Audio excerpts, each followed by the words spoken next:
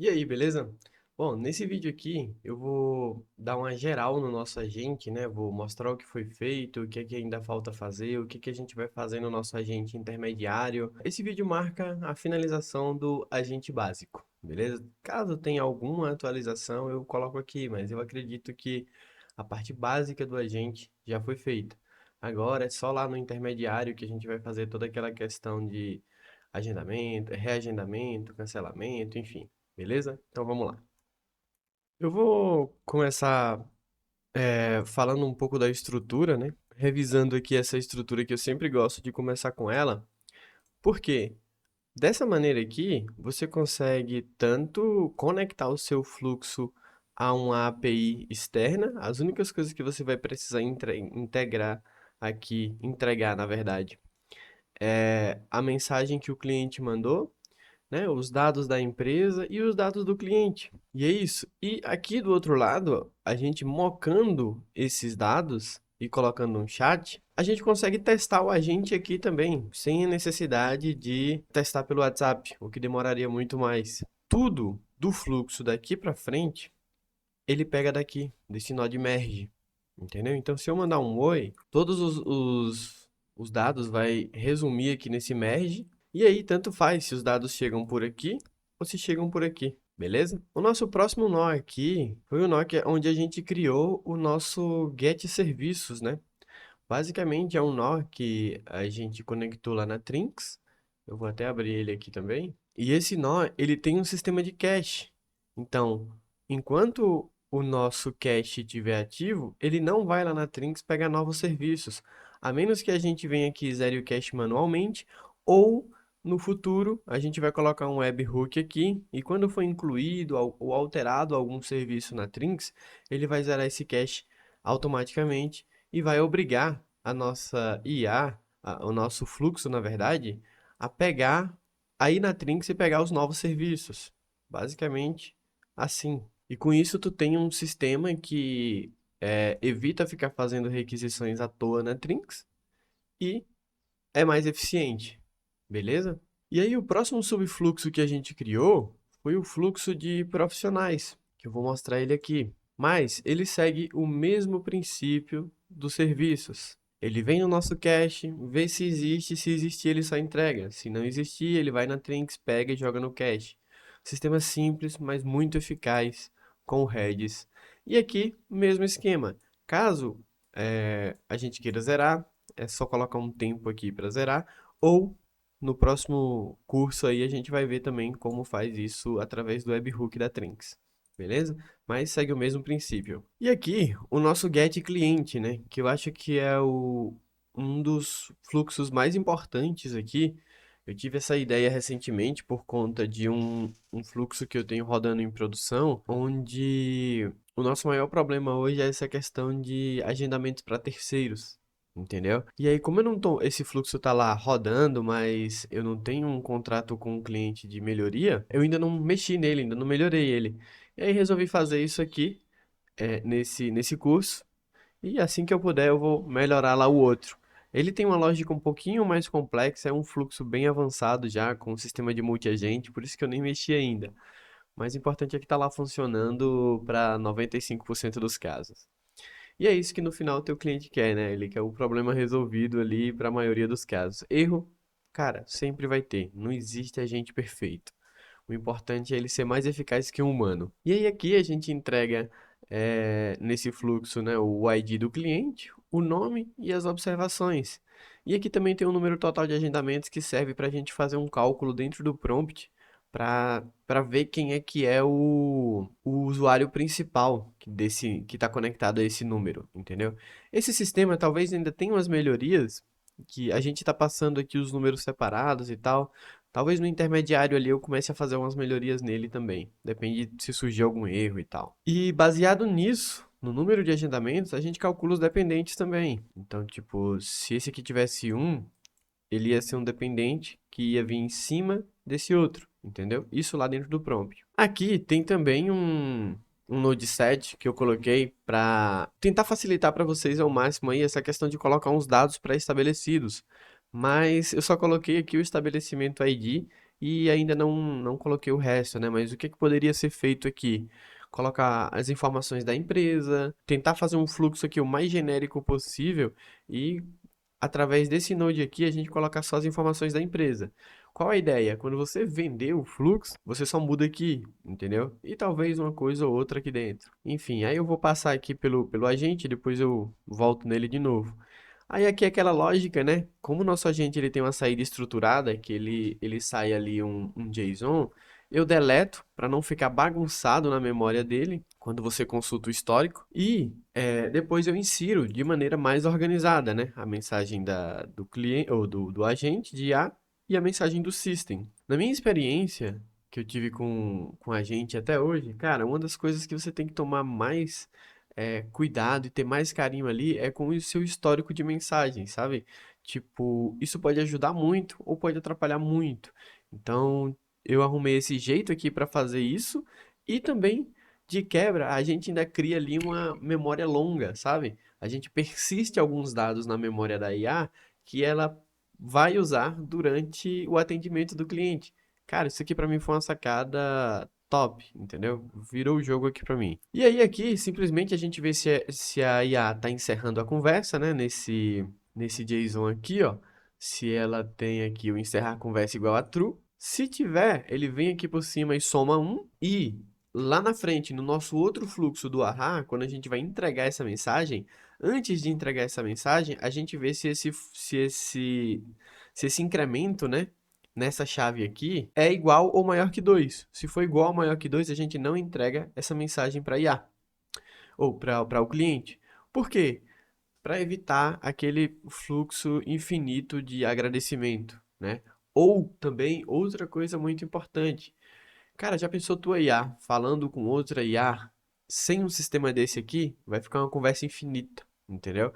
Aconteceu esses dias, acho que dia 14, da TIM mandar uma mensagem para um agente que eu tenho aqui, e na segunda mensagem que a TIM enviou, né, era um robô, era um bot, uma mensagem automática, ou seja, ia ficar infinito ali. A IA já encerrou a conversa. Ó, eu entendo que esse canal não é conversacional e tal, e aí ele mesmo encerrou a conversa.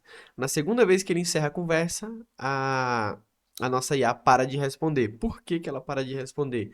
Porque essa última mensagem que ela manda nunca chega para o bot. Então assim ela para de responder. Outra sacada também muito interessante aí para encerrar a conversa. E aí aqui tem uma melhoria ainda que a gente pode fazer, que é o quê? Deletar a última mensagem da IA. Porque se essa última mensagem nunca chega para o cliente, entre aspas, não tem por que ficar no histórico de conversa nossa aqui, né? É uma melhoria que eu ainda posso fazer e tal, mas não fiz nessa versão, beleza? E se não for um encerramento de conversa, a gente só entrega a resposta normal, né? Para encerrar a conversa ou não, dentro do nosso prompt, a gente tem as instruções, né? Então, lá no final do nosso prompt, opa, nesse aqui não é no final, é aqui, ó. A gente tem as instruções, né? Aqui tá bem simples, poderia melhorar, né? Mas já tá funcionando muito bem. No agente, aqui, o que que a gente faz? A gente sempre pega a mensagem que vem do merge, coloca um output parser, né? E ativa aqui um modelo de fallback. Teria uma outra técnica que eu uso no agente mais avançado, que é esse para retornar as ações que ele faz, né? O que que ele faz ali durante o processamento, que eu uso isso aqui para saber se ele chamou um agente ou não. Se ele não chamou, eu dou outra chance para ele. Mas enfim, é um sistema de multi-agente. Esse aqui não precisa disso. E aí, aqui no nosso output parser, a gente tem aqui o esquema. E nesse esquema, ela vai aqui anotando dentro da memória dela todos os dados da conversa. Qual a melhoria que dá para fazer aqui? Acredito que eu faça no intermediário. Aqui ela só consegue salvar um dado por vez. Por exemplo, o serviço ID, ele só consegue salvar um. E se o cliente quiser agendar dois serviços, sabe? Ao mesmo tempo. Nesse esquema aqui, ela ainda não consegue fazer isso. Anotar aqui os dois ID. Eu acredito que o agente, ele vai conseguir agendar dois serviços de uma vez, sim. Só que para facilitar, eu ainda quero fazer essa melhoria. E aí, temos os nossos tools aqui, né? As nossas tools. Que é simplesmente uma tool de chamar o suporte, que ela vai mandar a empresa que está conectada, o cliente e o resumo do problema. E aqui eu deixo marcado como teste porque eu não quero que envie mensagem para ninguém ainda, né? A gente só está fazendo o teste, mas quando tiver em produção, é só vir aqui e desligar que vai estar funcionando. Esse fluxo, ele é um fluxo relativamente simples também. Primeira coisa que verifica é se é um teste, salva o log, manda mensagem para o grupo, pausa a IA e responde a IA. Entendeu? Ó, uma pessoa foi avisada, enfim, deixa eu ver como é que tá aqui, ó. Avisa que encaminhamos o caso para atendimento. E aí pronto, é uma orientação para IA. É muito importante, e eu percebi isso ao longo do tempo, que as respostas das tuas tools para a tua IA impactam muito, muito, muito, muito mesmo, cara, muito. Então, tipo, tu tratar a resposta que a tua IA tá recebendo da tua tool também é muito importante. Aqui nós temos um agente que está rodando com 5.2. Eu coloquei o esquema aqui também para reforçar, mas eu já fiz testes com 5.2 aqui, sem isso aqui, e funciona também. Nesse caso eu estava enfrentando um erro aqui, e aí eu resolvi colocar também. Depois eu descobri que o erro não era relacionado a isso, mas mesmo assim acabei deixando aqui. No modelo de fallback, eu estou usando o 4.1, fiz aqui a mesma coisa. E por que que eu estou usando o 4.1 aqui? Simples. Imagina que tu esgotou aqui o limite por minuto do 5.2 e a tua IA vai tentar de novo. Se ela tentar num modelo igual, vai dar esgotado do mesmo jeito. Então, tipo, eu estou usando outro modelo aqui que teoricamente estaria com um limite ali de uso zerado, né? Simplesmente por isso. Aí aqui a nossa tool de disponibilidade, que a entrada dela é simplesmente a data que o cliente está consultando e a duração do serviço. E a tool é bem simples. Ela vai pega aqui a data e hora que está rodando no momento, verifica se é do passado ou não, pega a disponibilidade e faz uma verificação aqui de horários passados e tal. Se der erro, vem aqui para baixo. O que que a gente poderia melhorar aqui? Em vez da gente passar aqui a data e a hora do serviço, e a duração do serviço, a gente poderia também passar o serviço ID, porque assim evitaria de retornar profissionais que não fazem aquele serviço, entendeu? É uma melhoria que a gente vai fazer no futuro. Isso aqui, do jeito que tá, para um negócio pequeno, que todo mundo faz os mesmos serviços, não impacta em nada. Mas imagina, tem 10 funcionários e um faz um serviço, o outro não, então teria que ter essa melhoria aqui. Aí a nossa memória, por enquanto a gente está usando o Redis, com uma chave aqui personalizada, né? Que é o nome da empresa, da Trinx e o número do cliente. Eu só coloquei isso aqui porque, como eu trabalho com vários agentes dentro desse mesmo N8N, para não dar conflito entre memórias, entendeu? Se não é o teu caso, tu não precisa colocar esse prefixo aqui. O tamanho da memória eu estou trabalhando com um contexto de 5. Se você sentir que precisa de mais, pode colocar mais, mas eu não recomendo crescer tanto por conta do custo, né? Quanto maior o contexto da memória, maior o gasto de tokens. Afinal, ela vai ler mais texto, mais tokens. E aí a nossa ferramenta de agendamento, que entra o serviço ID, o cliente ID, o profissional, a data, hora início, a duração, o valor e as observações, caso tenha. Essa ferramenta também está bem simples ainda, dá para fazer diversas melhorias. Por enquanto, ela só verifica se é um agendamento do passado, porque teu cliente pode querer agendar um serviço para daqui a 1 hora e só confirmar esse agendamento, sei lá, 2 horas depois. Cara, acontece. Tem louco pra tudo, entendeu? E aí tu IA fica lá aguardando a mensagem de confirmação e o cara só confirma na hora que tá indo, sabe? Atrasado já. E aí ela agenda, né? Faz uma requisição aqui pra Trinx e agenda e dá um output para nossa IA, muito importante. Tem aqui também o fallback do nosso output parser, caso esse modelo aqui ou esse file em criar aqui o output, ele tem mais uma tentativa. Tem também aqui o nosso edita cliente, que é o quê? Às vezes o cliente chega aqui e fala, eu prefiro ser chamado por tal nome, ou eu gostaria de ser atendido somente por tal pessoa. O nosso agente vai e coloca isso nas preferências, entendeu? Talvez essa ferramenta precise de um nome melhor. Edita cliente, talvez dê um contexto que tipo, ele pode editar qualquer coisa, né? Então talvez tenha essa melhoria aí. E no prompt também eu acredito que eu ainda não coloquei as especificações sobre como usar ela. E por último, o nosso cadastro terceiro, que é, eu quero fazer um cadastramento para um terceiro ou um agendamento para meu cunhado, meu sogro, minha irmã, enfim, ela consegue cadastrar um terceiro e criar o agendamento para ele. É um outro problema também que eu acabei resolvendo nesse fluxo aqui, beleza? E aí, aqui no nosso prompt, acho que tem uma aula já aí sobre o prompt e tal, mostrando como eu fiz, mas ainda faltam algumas melhorias, colocar todas as tools, enfim, talvez dar um pouco mais de contexto. Acho que ela já tem aqui o contexto suficiente para ela trabalhar bem, sabe? Já tem aqui o cliente, o profissional, os serviços, tem aqui os exemplos de como ela tem que fazer, tem algumas regras aqui e tem a data e hora do nosso sistema, né? No futuro, o que é que vai entrar mais aqui nesse prompt? Os agendamentos, né? O histórico de agendamento, pelo menos uns três. Os três últimos agendamentos do cliente principal. Isso aqui tem que entrar aqui no histórico dela, porque aí ela já vai ter o ID do agendamento, vai conseguir reagendar, cancelar, enfim, vai ter as informações disso aí, né? E é isso. Esse foi um resumo aqui do nosso agente até agora. Ideias aqui para o futuro. Vou listar aqui para vocês. Vou olhar aqui um pouquinho para o lado, porque eu tenho uma colinha aqui. Mas o que que a gente vai fazer?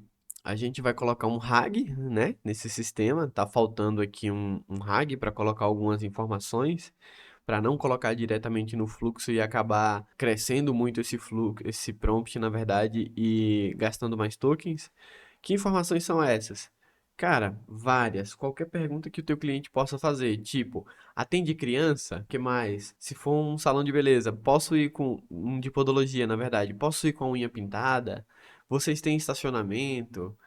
Cara, tem muita pergunta que a galera faz que se a gente fosse colocar direto no prompt, iria ficar gigante, iria aumentar muito o custo, entendeu? Vai ter também um sistema de follow-up, né? O cliente, ele precisa de um follow-up, se precisar a gente vai ter um sistema de follow-up, sistema de reagendamento, cancelamento, lembrete, sistema também de retorno de 30 dias ou de X dias, como você configurar.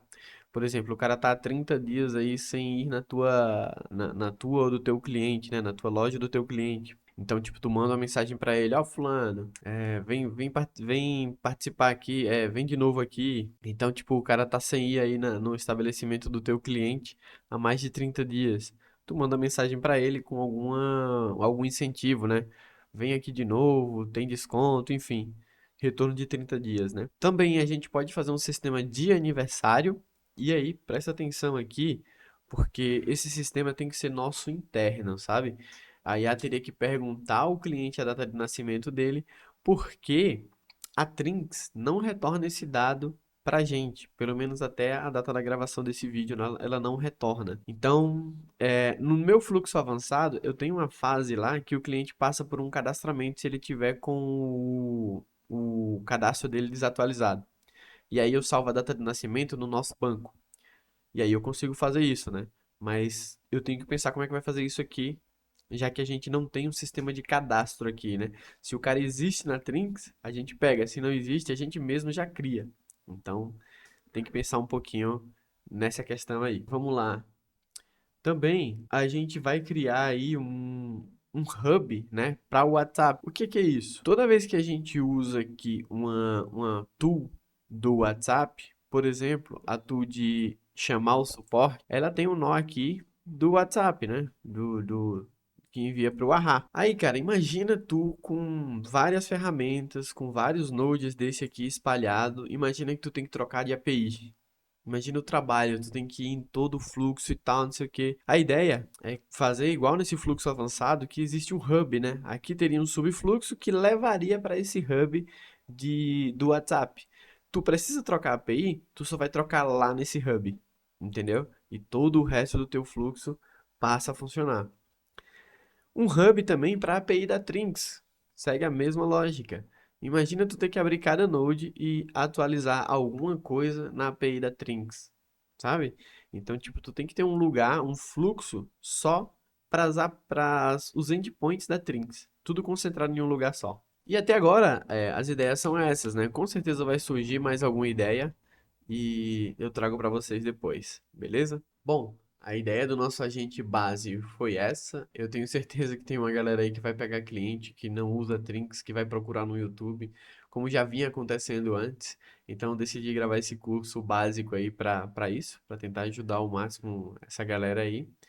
E é isso. Espero que vocês tenham curtido aí essa primeira etapa do curso e vamos lá, até a próxima. Valeu!